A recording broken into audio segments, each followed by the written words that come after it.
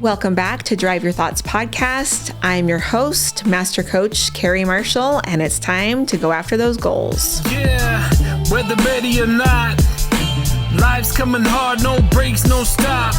And if you put me on the spot, don't get it twisted, I never drop. If you feel a bit out of control and out the box, here's a way that you could drive your thoughts. Turn this podcast on, it's a lock. Carrie Marshall on the clock. Hey, what's up, guys? It's Carrie Marshall, Certified Master Coach, here with the Drive Your Thoughts podcast. And today we're going to do things a little bit differently. We are going to do a book review. Now, some of you know me personally, and I am an avid reader. Not just a little bit of a reader, I am an avid reader. I've been reading since I was probably 2 or 3, and books have always been something that I found a lot of joy and a lot of passion around. So probably since I was in my 20s, I've read 100 books every single year. So one thing I know about reading is that there are people out there that are missing out on a lot of really great information because they've told themselves that they're not readers. One of the best things that's happened recently is Audible. I know that that has opened up reading for so many people who don't identify as readers.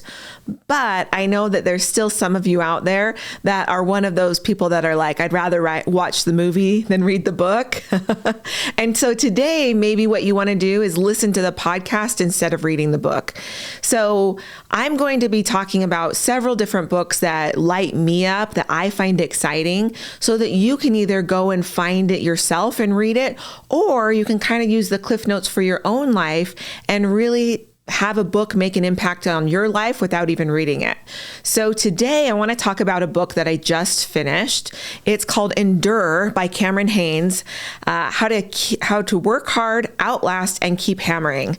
Now, for any of you that don't know, Cameron Hanes is a professional bow hunter. That's what he likes to be known as. And he is probably the top bow hunter in the world.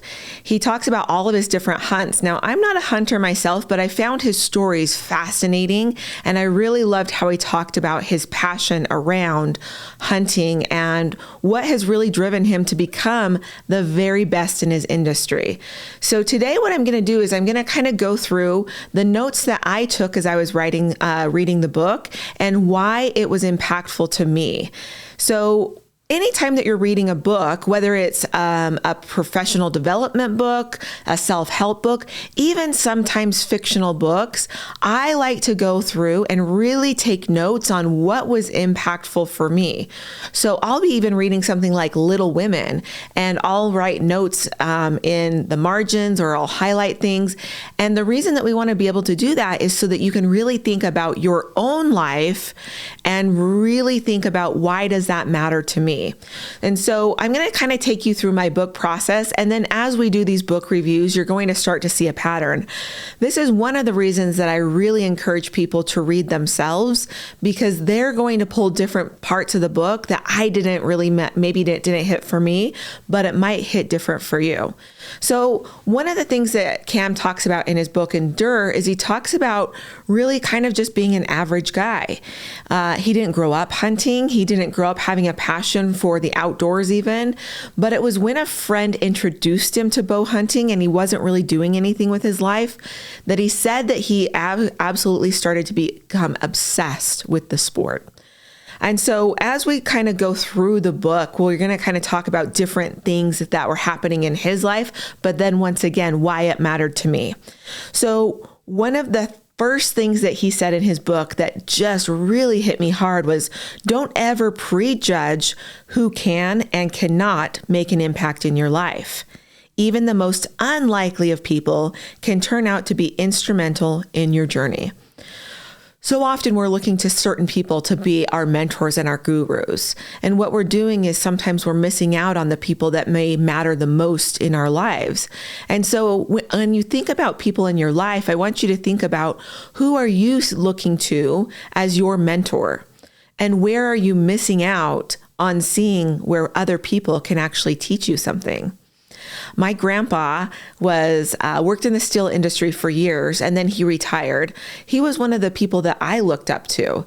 Now, for other people, they might look at him and say, okay, well, what's so great? But he really did instill the love of books in me. He was somebody that if I would have judged or thought, oh, well, he's not making millions of dollars or he hasn't had any of these accomplishments, I may have overlooked the opportunity that I had to really see the opportunity of what impact is he going to make in my life. My grandpa's the one that actually taught me how to read these really, really complex books. He always had a book in his hand. That was one of the things that he was known for. Now, I grew up in a home that, of course, we read, but it wasn't something that was like really, really heavily looked at or encouraged. My mom actually at, I think around 8, she told me, I'm not going to be able to keep up with your reading. And so you're going to have to be the one to read through these and make sure that they're appropriate for you because I can't read as fast as you do. So when I read this particular excerpt from Cam's book, and he was talking about having the lesson of, bow hunting from kind of somebody that was not on his radar at all. I often think about how many times are we missing out on opportunities to learn because it's not coming from the right source. So really think about for yourself, where are you prejudging people when really the opportunity to learn from somebody is right there? A couple of years ago, we went to India, my husband and I, with some friends, and we were staying at this bed and breakfast. And the lady that was there, she said, oh yeah, I'm just a stay-at-home mom. But we sat and chatted for quite some time, and it turned out that she had all of these passions around natural health. And so it really struck me that maybe sitting with her for a couple of hours was going to make a big impact in my life, and it absolutely did.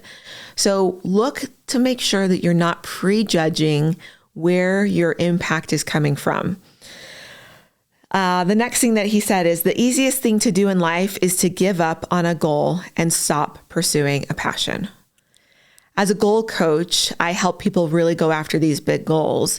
And I see that occasionally what happens is people get about halfway into their goal, meaning I work for people for a year.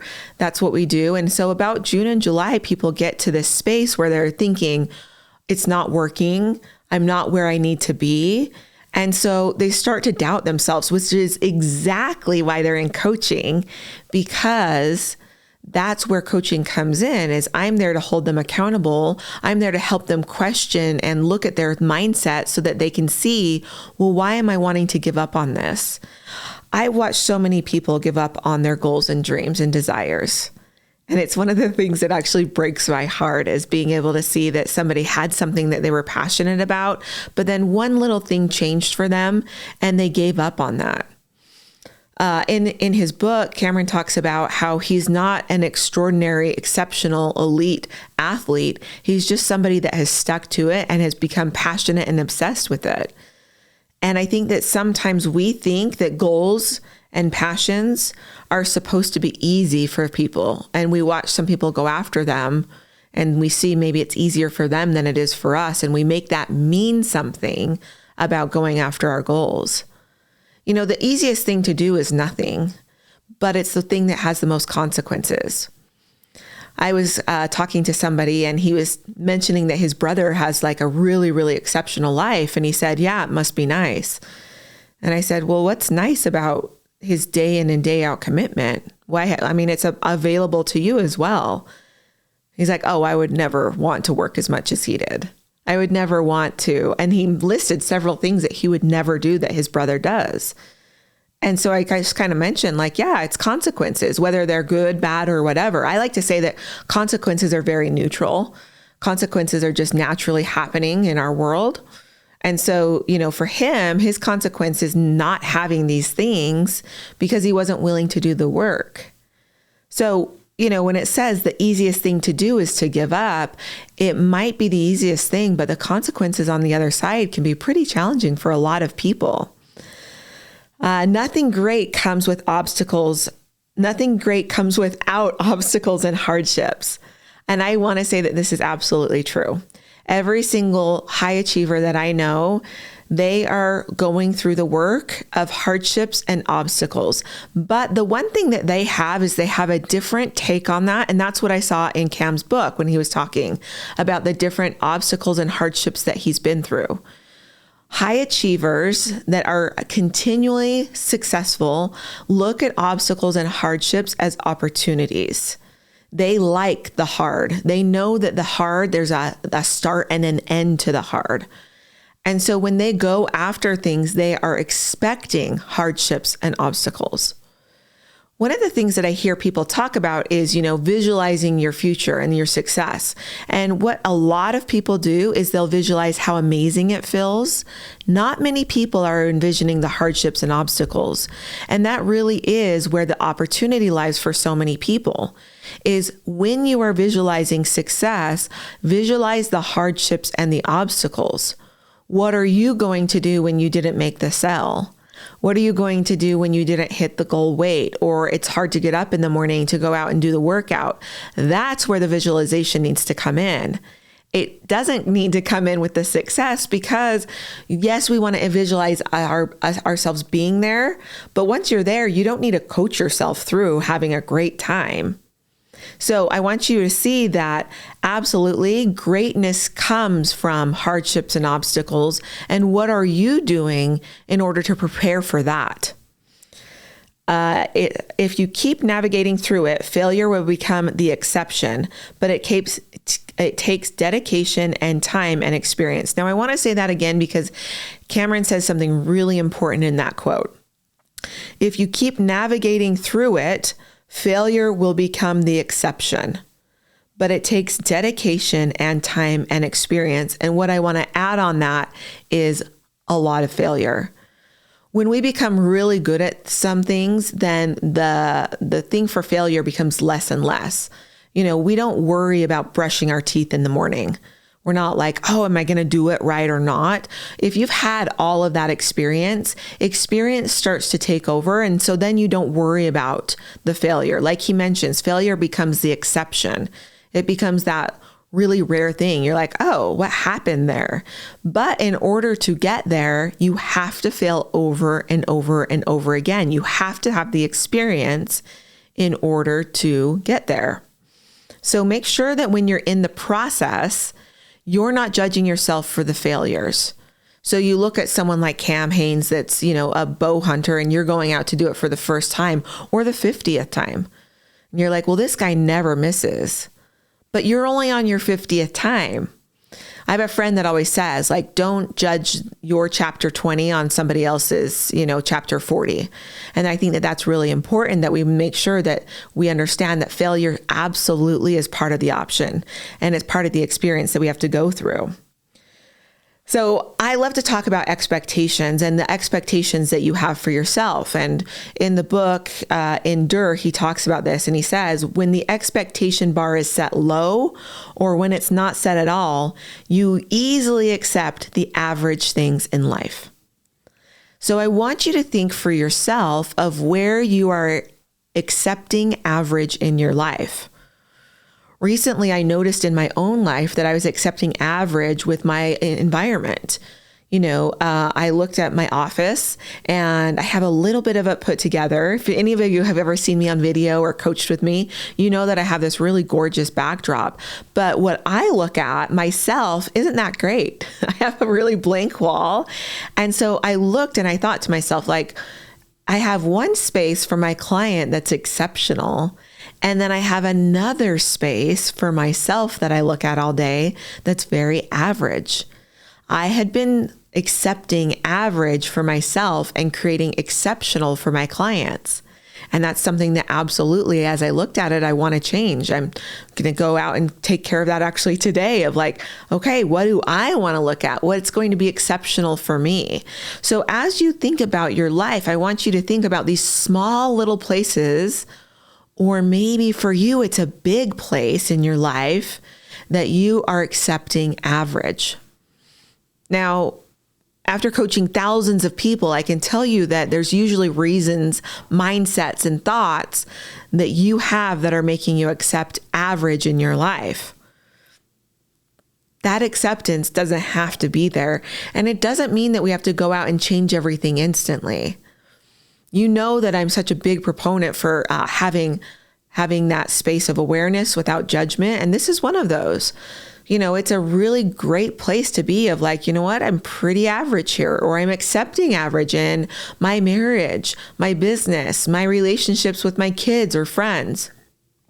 But then where does the judgment come in? Where do you start to tell yourself that it shouldn't be that way, or that it's wrong that it's happening? So as you do that, make sure that you're just kind of checking in without the judgment, so that then you can ask, is it just something that I'm going to be aware of, that this is just kind of average? Or is it something that I'm going to actively go out and change? So remember that expectation and what we decide for our life is absolutely what we'll live up to. All right, the next quote, you have to know your strengths and weaknesses. You have to be honest with yourself, and sometimes brutally honest with yourself. Then you have to put in the work. I cannot tell you, I would much rather have someone that's self-aware come through my door for coaching than someone that has ignorance on fire, right? That's one of the quotes that I hear a lot is ignorance on fire. But what about yourself? Are you ignorant even about yourself and your own strengths and weaknesses? So at church, I had a church calling, and one of them was to like help plan these parties, right? Now, I love a good party. I love to go to parties. I love to have fun at parties, but I do know one of my weaknesses, and that is all of the pretty things that go into it. The decorating, the ambiance of it, all of that stuff is not in my wheelhouse. So when I was put into this place, this church position, I actually told the person that put me in there, I said, listen, part of this is doing parties. I'm all in for having parties, hosting parties, figuring out what to do at those parties, but I'm not great. And I know that a lot of the people at the church like these to look really nice. So I said, I need to get help there because that's not in my wheelhouse. So it didn't feel awkward. I didn't feel shame about it. I just know that that's not one of my weaknesses. Now, part of what Cam's talking about is knowing when you are going to work on the weakness or when you're going to actually maybe outsource the weakness. And that was one thing that I'm like, I don't really want to learn anything about it. I'm not going to go out and start a party planning business. And so I'm just going to actually just outsource this for sure. So we got to know our strengths and our weaknesses, and we've got to stop being ashamed of the weaknesses. There's nothing to be ashamed about for having weaknesses. We all do. So for instance, like I said, some of my clients are amazing at sales, like ballers. I love it. I love watching them do sales. I love watching them interact. I love watching them listen and talk about sales. They just love it. But then there's other things that they're not really great at. So sometimes I'm coaching them on those weaknesses and making sure that number one, there's no shame around it. And number two, we're intentionally deciding that actionable piece of like, what do you want to do? Where do you want to put in the work? Do you want to go and put in the work to find somebody? Or are you going to put in the work so that you're actually learning the skill that you're missing? So actionable item from this podcast episode would be like, make a list of your strengths and your weaknesses. Where do you see that you get hung up? Another thing that I see happen with strengths is that people downplay their strengths because they don't want other people to feel bad about it. It's like, what are we doing here? Why aren't we embracing our strengths? I've mentioned that, writing and reading are some of my strengths. And it wasn't until I started to just like own that and say, yeah, I am great at it. And some people aren't. That doesn't mean anything about them or me, but now I can utilize those strengths in different areas. And that's what really matters. So like I mentioned, actionable item, I want you to make a list of your strengths and weaknesses. And then like Cam mentions, go to work. What do you want that work to be? Finding somebody to outsource, or are you going to get to work and make that an actual strength of yours? As I'm reading through books, like I mentioned, you'll notice that I'm writing quotes from him. This is really important because when we're reading through or listening through an Audible and we hear something, all of us are going to have something hit differently. And when I say hit, I mean that your intuition, your nervous system, your brain is actually going to wake up to it.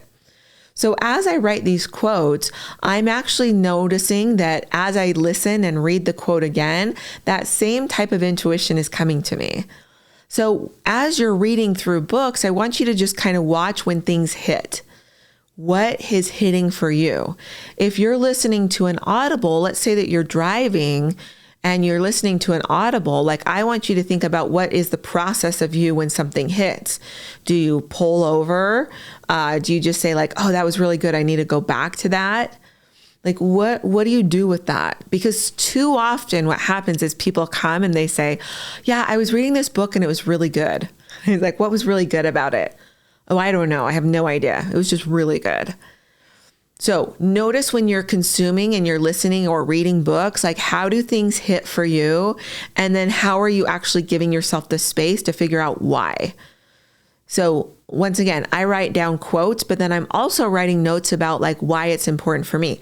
Now, let's say like this next quote, let's kind of break it down together. This next quote that I wrote down is, life is a test. There are times when you realize you're not passing the class and you need to change your study habits. So for me, that means one thing, right? And for you, it might mean something else. So anytime you're consuming books, just make sure that you're making it a personal experience for you. So if we go back to that quote, life is a test, notice that he doesn't say that you're in the wrong class. He doesn't mention that, that the test was too hard. He's not putting blame on the test. He's not putting blame on his life, on the circumstances that he was born into, which if you read the book, you'll see were very challenging. He's not putting it on that he was in the wrong place, right? Oh, I was born in the wrong town, the wrong family, the wrong this or that. I'm at the wrong job. He's saying life is a test, and you have to realize that sometimes you're not passing. As much as I've talked about my strengths of reading, one of my weaknesses is math. And I had an amazing high school teacher that actually noticed this. And he said, Carrie, he said, you were at the point, I think it was my junior year. He said, you're at the point where you have absolutely hit the requirements for math for high school. And he said, but I know that this is one of the things that you've struggled with the most. And I want to encourage you to come and take my concurrent enrollment classes for college. So in our town, we had not just AP classes, but we had concurrent enrollment classes that were actually taught at the high school from the college. And he said to me, I want you to be in these classes because I know you, I know how you study, and I know that if you go to college and take these classes, you're going to get really frustrated and probably fail. He knew my study habits. This is exactly it. He knew that I wasn't going to be probably passing the way that he knew he could help me out. And so that's why we talk about changing your study habits. If you find that you're failing in one area of your life, what needs to change? It's not all of these things, by the way. You can start with one small change. One of my clients was smoking weed every single day. And the first thing that we did was, number one, we decided, is that a problem? And he said that it was the first time that he talked to anybody that was like, well, is it a problem for you? And he's like, is that an option that it's not? And I said, absolutely. And he was like, oh, wow. Well, let me think about that. And he came back the next week and he's like, so I've decided it is a problem and I do want to work on it. So when he was working on that problem that he had, it was interesting to notice that, number one, it took him to actually decide that he got to have a choice in it. Smoking weed every single day, he's like, if that's an option that it's not a problem, which do I decide? Well, he had to give himself some space, but just knowing that one piece, like, wow, what if it was an option to live my life and be successful doing this? He was like, great, that sounds awesome. But then he realized, wait, there's a lot of different things that I want to do. And doing this, smoking weed several times a day, is not beneficial. So when we talked about life as a test, and maybe there's places in your life that you're not passing, that's where he was able to adjust his study habits for his life, right? He was able to say, oh, it's not that I'm a failure. It's not that I'm a bad person. It's not that this and this is wrong. All I'm doing is saying that there's a part of this that I don't love to pass. And so what am I going to do differently? And he said, I'm going to stop smoking pot every single day. I'm like, great. So we're changing study habits. Now, notice that there are things like that in your life that you're telling yourself, like, I need to do this and this and this and this, and really like come back to it and say, what is the one small tweak that I need to make in my life, the study habit that's going to change how I show up so that I can pass whatever test it is. Everybody, this is one of my favorite quotes from the whole book. Everybody needs feedback. Everybody needs feedback. But it's not always easy getting honest critiquing. After finally receiving constructive criticism, the first step to improvement is acting on it. So we all need feedback. There's always times in our lives that we're doing things that are not leading us to that passing grade for the tests of life. Maybe there's other areas that we want to start that we're really scared about doing. I just got off a call right before doing this podcast with a client of mine that was like, I am scared to death to do this thing. Now, I've been working with her for so long that I know exactly where those assembling blocks are for her. But we need to have honest feedback, and we need to look at where the feedback is coming from. Because she got on the phone today and she said, yeah, I just talked to a girlfriend about this same thing, this thing that I'm wanting to do. And she said, that sounds really hard. Like, I don't know if I would do it. And it's okay if you don't do it, because I mean, who would do that? So she's getting feedback from one person and then she's getting feedback from another. Now, I'm not telling you or her that the feedback from me was the most beneficial, but I want you to be aware of where you're getting your feedback from, because that's one of the most important parts. If you don't believe in the person that's giving you feedback, you don't have any respect for them, right? All of that, then you're going to get feedback from the wrong people. The other thing that I always like to think of is, does this person have any interest in me? I've got a lot of feedback from a lot of different people, but if they don't have an interest in me, I don't really pay attention to it. Oh, you'll never be able to do this, or you can't charge that. And I'm like, do you have any interest really? Or are you just kind of doing some passing talking that just came to your mind? And most of the time, if that's it, then I'm not going to listen. So when we talk about getting feedback, we want to make sure that it's from a source that you trust. And then once again, when it's honest criticism, that then we're going and taking the next step. So I had this happen even in my own life this weekend, and I got some feedback from one of my mentors, and I was like, okay, that's a little bit hard to swallow, but I'm going to take it in. And it felt like a lot. There was like, you need to change this and this and this. And then I came back to, what's the first actionable item? What's my executable that I need to do? So as you do these things, you're going to notice that that's what matters the most. Now, one of the biggest things that Cameron talks about in his book is being able to be passionate about something, and not just passionate, but obsessed about it. He wants to be known as a bow hunter, and he's one of the world's best bow hunter. He has all of these different companies that he works for. He has people pay to come and do hunts with him.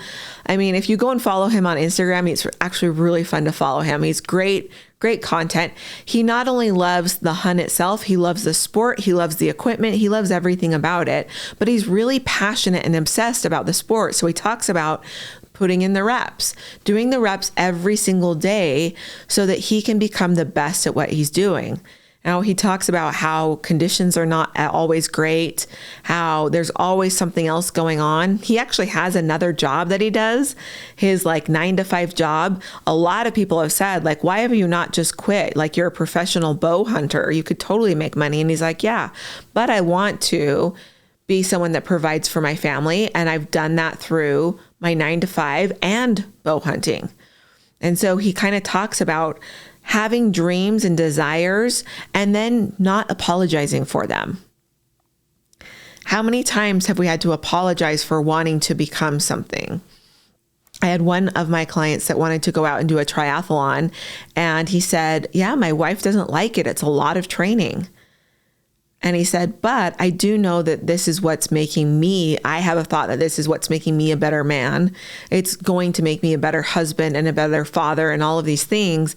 But I do need to take the time right now in order to do this so that I can become that type of person. And so one of the quotes that he says, and this is actually by T.E. Lawrence, and he quotes this in the book. It says, all men dream, but not equally. Those who dream by night in the dusty recesses of their minds wake in the day to find that it was in vanity. But the dreamers of the day are dangerous men, for they may act their dreams with open eyes to make it possible. So where are you making your dreams happen? Are you just dreaming about them at night? Or are you a dreamer during the day who is a dangerous man? I love that quote. Who is a dangerous man who has open eyes to make it possible. That's the difference that we see with people. We have the dreamers of the night and we have the dreamers of the day. I used to think that being called a daydreamer was a bad thing. And I read this quote before by T.E. Lawrence. And when I read that, I thought, oh, yes, I am a daydreamer, because what I do is I make those dreams come to life in the day. So whether you're thinking about something or you're finding that you have a dream or a desire that you have, but you haven't really put in the time, I want you to just ask yourself why. Why are you allowing yourself to be, a dreamer just at night? Why are you allowing yourself to not go out and take the action that you want? No matter where you start, you have to put in the consistent work. This is another quote by Cameron Hanes. Consistency is the key to success. And no one's ever going to go out and do anything without being consistent. Time and time again, that's what I'm working on with my clients. Like I said, I'm working with clients for a year. So they get so excited in January and February about oh, I'm going to do this. And here's the actionable list. Well, by June and July, they're like, I've done it. And I'm like, yeah, do it again. You've got to put in the consistent work with the feedback, right? We're going to adjust and adapt along the way, but you've got to be able to do the consistent work. Now, consistency is something that is interesting, and we're going to do a whole nother podcast about this because it's so important. But consistency is important because we want to decide what consistent means to you around this specific goal and the actions that you're going to take. If someone comes and says that they're consistently posting on social media, I know that that's going to be different for everybody. So I like to get more detail. I'm like, okay, what does consistency actually mean to you? And they're like, oh, it means once a week. And I'm like, oh, okay. So for somebody else, it's like 3 times a day. So consistency, no matter where you start, you're going to have to be consistent, but we need to describe and figure out what consistency is. Now, I have so many quotes here. And the one thing that I want to kind of mention is that in the book, Cameron really talks about the mind-body connection. So he talks about how up to a certain point, a lot of hunters in the hunting community really didn't have like this thing of taking care of their bodies, right? It's like go out on the hunt when you get pulled. Ours is in the fall here in Utah, so it's like, you go out with your buddies in the fall for the hunt. But what have you done to prepare to get there? Maybe gone and shot your bow a couple of times. But Cameron really talks about taking really, really great care of your body in order to have the mind-body connection when you need it. He says, our body and minds are tools to use in the woods. Training hones those tools. Simple as that. The better the tools you haul into the mountains, the more success you have. Now, you might not be going into the mountains and you might not be training it for the woods, but you are training it for life. And the more that you can train your body and your mind and hone them as tools, the more you're going to be ready for the things that hit you. One of the most challenging things that we've ever been through as a family was that when my daughter was sick, when she was a baby, she had something called croup. And for anybody that has kids, you know what croup is. At our family, we call it the sill cough. Now, for the majority of the time, croup is not a really big deal. It's this really horsey cough that happens at night. Your kids may experience trouble breathing, so they might need to go and get some breathing treatments. But for our daughter, it went from croup to something called tracheitis, which is basically an inflammation, right, of her throat. So she went from being hospitalized for breathing treatments to being life flighted up to a children's hospital so that they could actually make sure that she could still breathe. The most challenging, most difficult time was when she was life flighted and my husband and I had to go and drive an hour to try and get there. So life flight, of course, gets there in minutes and we have to take an hour in the middle of the night to get there. So I'm thinking to myself, as we're driving up there, like, okay, it's been an hour, so she should be stable. She should be, they should be able to come out and talk to us. And what happened was when we got up there, they have like an emergency room for kids. It's a children's hospital. And they have these doors open. And we go to the reception area and somebody's running in and out. And we look and the door's open and our daughter's right there. And there's about 20 people around her. And what I hear is, this isn't working. We're losing her. And then the doors close. It was awful. Now, the receptionist says to us, we're going to need you to wait in the waiting room for a little bit. And we were devastated. We didn't know what was going to happen. Now, it's the middle of the night. We're crying, both of us. We have another child at home. And we're just devastated. And so in that moment, we're crying. My husband cries himself to sleep. And we don't know if we're going to be able to see our daughter alive again or not. And it's been an hour to get up there. And it's now an hour later and we still haven't heard anything. I had an experience right in that moment that really changed the trajectory of my life. And it was my opportunity to decide how I wanted to show up, regardless of what a doctor was going to come and tell me. So I couldn't sleep. My husband was asleep and we were the only ones in the waiting room. And I sat there and I thought to myself, who do I want to be through this? And I realized that I did not have to be somebody that was completely I got to choose. And now I'm going to tell you this. For any parent that has ever been in any type of hospital situation with your child, you absolutely get to choose who you want to be, by the way. But I decided that I wanted to be someone that was caring of not only ourselves, but of all of the people around us as well. I wanted to make sure that I was looking people in the eyes and that I was listening and that I was paying attention to what they were experiencing as well. I wanted to make sure that I was giving space for myself and for my husband for whatever experience he was having. Now, luckily, my daughter didn't die, but we went through some really big challenges. She was actually in the hospital for months after that for different complications that happened. And I was so grateful that I had had the training on my mindset that when this happened, that we were able to actually decide on purpose how to do that. Now that came from honing my skills. That came from all of the work that I had done on my mindset up to that point. This is something that, like I said, complications from this, I'm sure we'll talk about it on a different podcast, but she still struggles with the complications from what happened to this day. And so it's been something that I've been grateful for over and over and over again.